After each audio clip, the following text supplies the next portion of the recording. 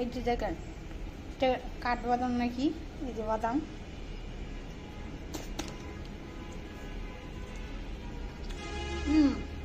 ভালো লাগে, কিরকম একটা ফাইনে ফলের মতো একদম ঢাকে।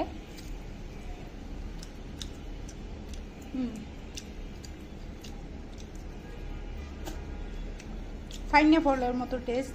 তো আসল কথায় আসি, তো দেখেন আমি অনেক খুশি। এই যে 2টা কাঁচা আম, কালকে আমরা একটু মার্কেটে গিয়েছিলাম, তো হঠাৎ করে দেখি সামনে কাঁচা আম পড়ছে। তো আমি তো দেখা কোনো কথাই নেই, দেখে একদম জায়গায় দাঁড়িয়ে গেছি। এই কাঁচা আম লাগবেই লাগবে, তো নিয়ে আসলাম।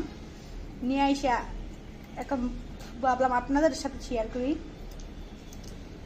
আমি এত খুশি হয়েছি গাইস এই কাঁচা আম 2টা পেয়ে। তো এই সময় কাঁচা আম খাওয়া মানে বিরাট একটা ব্যাপার। কাঁচা আম খাওয়া না শূন্য খাওয়া, এরকমই একটা অবস্থা। তো এই সময় কাঁচা আম সহজে পাওয়া যায় না, পেলেও কিন্তু দামটা একটু বেশি মনে হয়। তো যাই হোক, নিজের মনের কাছে বেশি একটা বড় হলো না দামটা, তাই আমি আজকে নিয়ে আসলাম। তো আপনাদের সাথে শেয়ার করবো, এই আমটা আপনাদের সাথেই খাবো, আপনাদেরকে দেখাবো কিভাবে আমি কাইটা লবণ দিয়ে খাই, আপনারা দেখবেন। তো আপনাদের সাথে শেয়ার করি, কে কে আম খেয়েছো এই মাসে আমাকে অবশ্যই কমেন্টে বলবে। তো এখন আমরা কেটে নিচ্ছি, এখন আমি আজকে এটা কাটবো। কেটে নিচ্ছি না,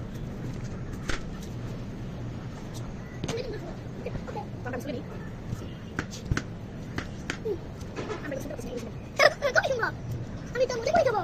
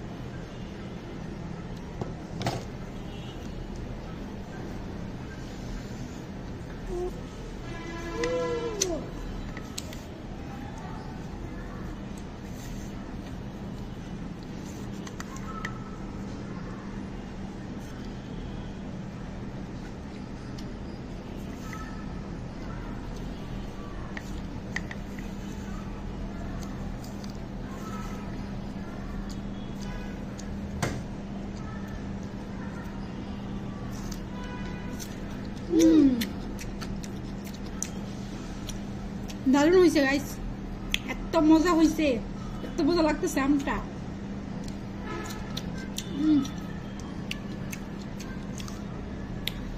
আলহামদুলিল্লাহ, এত মজা,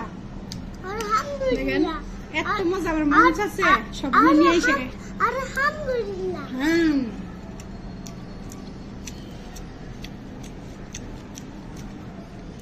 সাথে বাবুটা বলতেছে আলহামদুলিল্লাহ।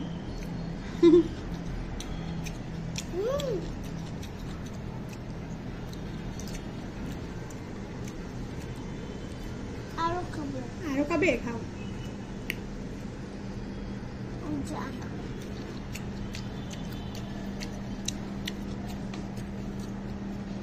তো অবশ্যই সবাই কমেন্টে জানাবেন কিরকম হয়েছে। সবাই আমাদের জন্য দোয়া করবেন, এরকম যেন নতুন নতুন ফল খেতে পারি, মনের মতো ফল, মনের মতো জিনিস। তো সবাই সুস্থ থাকবেন, ভালো থাকবেন। কমেন্টে সবাই জানাবেন কে কে খেয়েছেন। আমি তো খেয়েই ফেললাম, দারুণ লাগছে আমার কাছে।